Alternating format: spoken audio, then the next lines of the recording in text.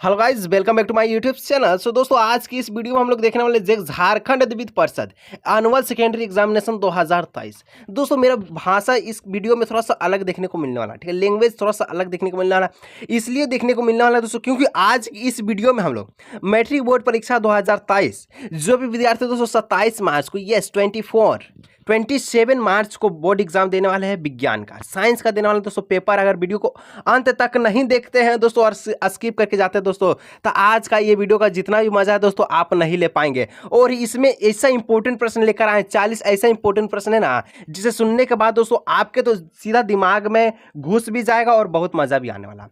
तो यही निवेदन है कि वीडियो पर अंत तक बने रहेगा दोस्तों। आज की इस वीडियो में हम लोग विज्ञान यानी कि साइंस का बहुत ज्यादा मोस्ट इंपोर्टेंट 40 इंपोर्टेंट एमसीक्यू प्रश्न देखने वाले हैं, और वो भी दोस्तों क्लास 10 के, ठीक है। और डायरेक्ट बोर्ड एग्जाम को 27 मार्च को देखने को मिलने वाला है। चलिए दोस्तों, आज की इस वीडियो को हम लोग स्टार्ट करते हैं और वीडियो पर अंत तक बन रहिएगा, ठीक है। आज का ये शानदार वीडियो को हम लोग स्टार्ट करते हैं, ठीक है। और दोस्तों वीडियो में बहुत ज्यादा मजा भी आने वाला है। वीडियो को दोस्तों स्किप मत कीजिएगा दोस्तों, रिक्वेस्ट है, ठीक है। आज की इस वीडियो को दोस्तों जरा से भी स्किप मत कीजिएगा। और दोस्तों एक चैनल है, ठीक है। और दोस्तों अगर इस वीडियो का 40 प्रश्नों में से दोस्तों अगर आप 30 प्रश्न का भी सही जवाब देते हैं ना, 30 नहीं सॉरी 20 भी सही जवाब देते हैं तो बहुत अच्छा स्टूडेंट माने जाएंगे, ठीक है। तो चलिए इसमें लगा दीजिए आइडिया कि कौन कितना सही कर पाता है, और लास्ट में कमेंट सेक्शन में कमेंट कीजिएगा, ठीक है। चलिए पहला प्रश्न शुरू करते हैं। और पहला प्रश्न दोस्तों इतना इंपॉर्टेंट प्रश्न है कि आपका आंसर नहीं मालूम होगा। हमको पता है कि आंसर नहीं मालूम होगा, मालूम है तो कमेंट सेक्शन कीजिएगा, ठीक है। कहता है यदि R1 और R2 प्रतिरोध पार्श्ववृद्ध हो तो उनका समतुल्य प्रतिरोध क्या होगा। काफी इंपॉर्टेंट है। और ये वाला जानते हैं, घरेलू यानी कि जो आपके जो घर में दोस्तों जो लाइन बिजली पाए जाते हैं वो पार्श्ववृत्त क्रम में पाए जाते हैं। जी हाँ जी हाँ जी हाँ। चलिए तो पाए तो जाते हैं। आप कहिएगा सर हमको नहीं याद आ रहा है कि इसका समतुल्य प्रतिरोध कितना होगा। देखिए आपको पता है कि 1/R समतुल्य प्रतिरोध यानी पार्श्ववृत्त क्रम में करने के लिए दोस्तों इसका फॉर्मूला होता है, एक जानते कितना होता है, 1/R बराबर में 1/R1 प्लस 1/R2। क्या यही आपका आंसर हो जाएगा। तो कहाँ दिख रहा है, देखिए तो पहला ऑप्शन, दूसरा ऑप्शन, तीसरा ऑप्शन, चौथा ऑप्शन दिख रहा है कहीं भी 1/R बराबर 1/R1 प्लस 1/R2 दिख रहा है कहीं, कहीं भी नहीं दिख रहा है। कहने का मतलब आपको आंसर नहीं पता, जी हाँ। चलिए कैसा होगा दोस्तों आज की इस वीडियो में, तो यही तो बताने वाले हैं, ठीक है। इसलिए कह रहे हैं दोस्तों बहुत इंपॉर्टेंट वीडियो भी होने वाला है। देखिए 1/R था, ठीक है, बराबर 1/में दोस्तों R1 था प्लस 1/में दोस्तों R2 था, ठीक है। क्या करना है जानते हैं, ये वाला जो है ना, इस दोनों को हम लोग जो एलसीएम लगाते हैं। एलसीएम लिखिए तो कितना आ जाएगा, R1 और R2 आ जाएगा एलसीएम। अब सिंपल सा बात है, इसको इससे भागा देना, ऊपर वाली संख्या से गुना कर लेना, बस यही तो आप करते हैं कि नहीं करते हैं। देखिए R1 को R1 और R2 से दोस्तों डिवाइड दीजिए, जानते कितना होगा। डिवाइड जब दीजिएगा तो जब आएगा दोस्तों ये तो इससे कट जाएगा, तो सिर्फ कितना बचेगा, R2 बचेगा। और R2 को दोस्तों 1 से गुना कीजिए तो R2 आ जाएगा, ठीक है। उसी तरह से यहाँ पर R2 को R2 से कट जाएगा, R1 आ जाएगा, बस सिंपल। कितना आ जाएगा, यहाँ पर R2 था, ठीक है, और यहाँ पर R1 आ जाएगा। क्या यही आपका आंसर हो गया। R बराबर दोस्तों यही आपका आंसर 1/R, ठीक है। 1/R बराबर ये आया, लेकिन तो यहाँ पर 1/R कहीं है, ये नहीं है। अब क्या करना है, सिंपल सा तरीका है, 1/R नहीं ना है तो पलट दीजिए, जो नीचे वाला था उसको ऊपर लिया जाए, यानी कि R1 को हटा दीजिए, R लिख दीजिए, ठीक है। और नीचे कितना था दोस्तों, R1, ठीक है, और R2 था, बस यही था ना। अब दोस्तों यहाँ पर एक चीज थोड़ा सा डिफरेंस कर लीजिएगा, यही कर लीजिएगा, ठीक है। क्या करना है कि जो आपका R2 था सबसे पहले हम लोग R1 लिख के R2 लिख दीजिएगा। एक को 2 से जोड़िए या 2 को 1 से जोड़िए, बात तो यही आएगा, वो तो नहीं आएगा।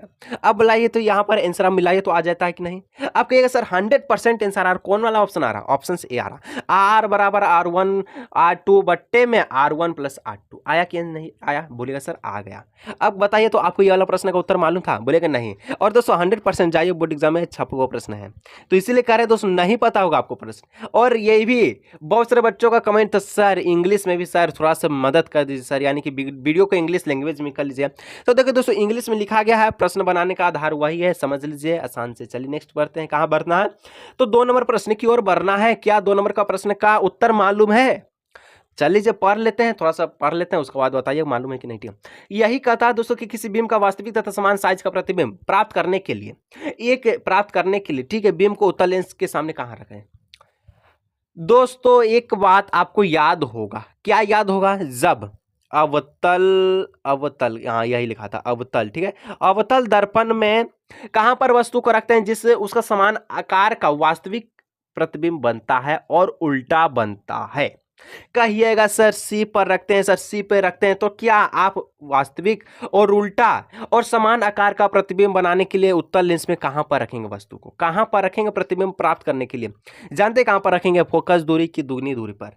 ये तो पता हो गया। क्या थोड़ा सा इमेज में हम लोग चलते हैं, इमेज फॉर्मेशन में, ताकि आपको दिमाग में बैठ जाए। कुछ इस प्रकार का दोस्तों उत्तल लेंस होता है कि नहीं? कहिएगा सर होता है। यहाँ दोस्तों यहाँ पर F1 हो गया, ये दोस्तों 2F1 हो गया। ठीक है, कहने का मतलब यही, अर्थात यही, कुछ भी कहें तो यही। अगर 2F1 के ऊपर में कुछ भी वस्तु को रखते हैं तो इसका जो प्रतिबिंब है यही बनता है। आ गया समझ में? आ गया समझ में?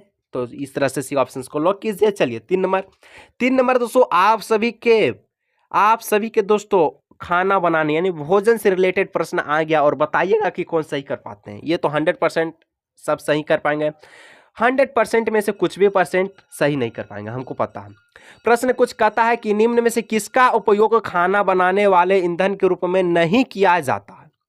निम्न में से किसका उपयोग खाना बनाने वाले ईंधन के रूप में नहीं किया जाता है? कि आपके घर में कोयले पर खाना बनता है? कहिएगा सर कोयले पे तो खाना बनता है। झारखंड का राज्य धनबाद, बोकारो, कहीं पर भी है, कोयला आपको पर्याप्त मात्रा में मिल ही जाता है। क्या एलपीजी से आप खाना बनाते हैं? कहिएगा सर हम थोड़ी ना बनाते हैं खाना, वो तो मेरे मम्मी बनाती है। ठीक है, रोटी बनाए, चावल बनाए, मेरे मम्मी बना के देती है।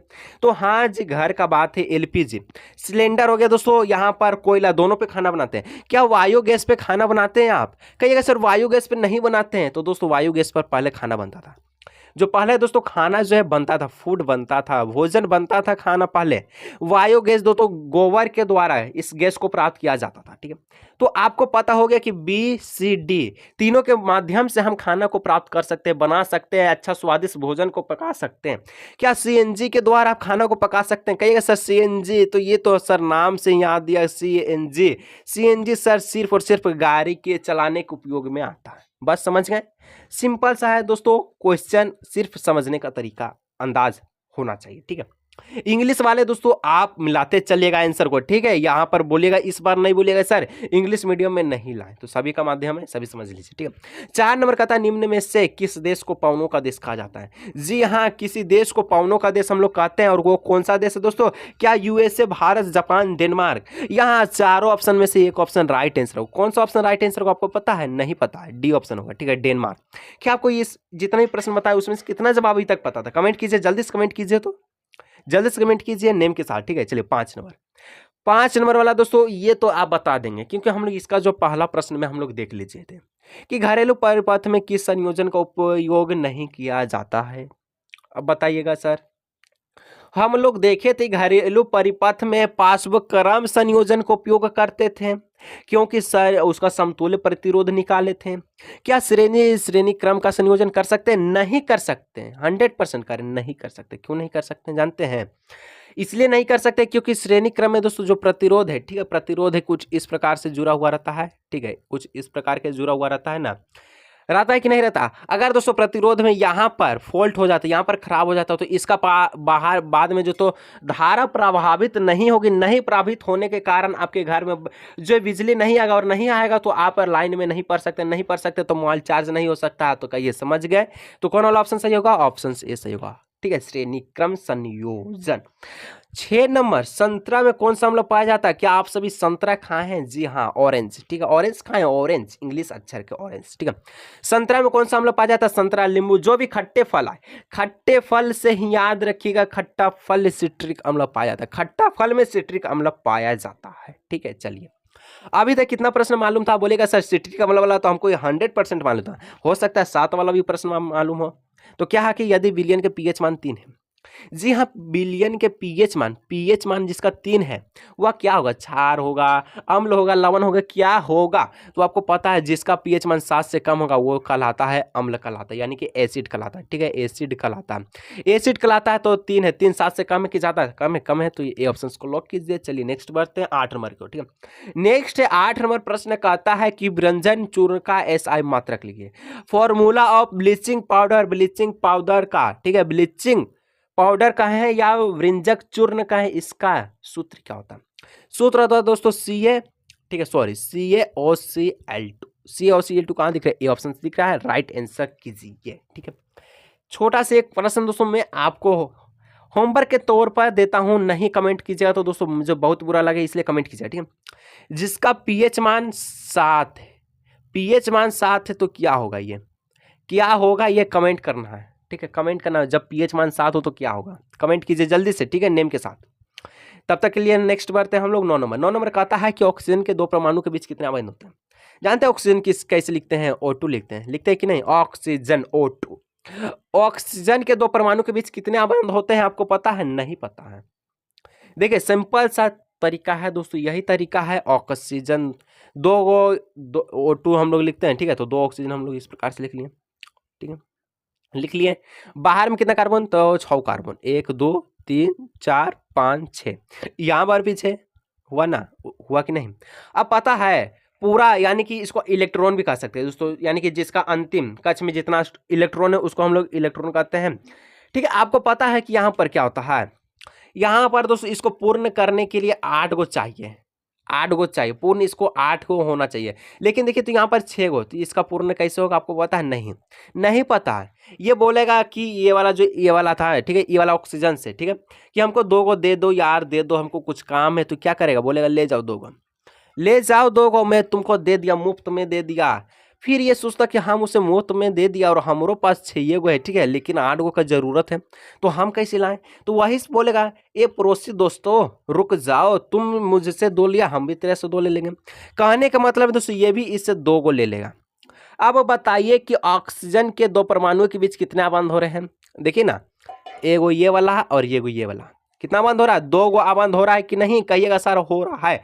कैसे होगा, ऐसे होगा, ऐसे होगा, यानी कि 2 होगा। बहुत बढ़िया।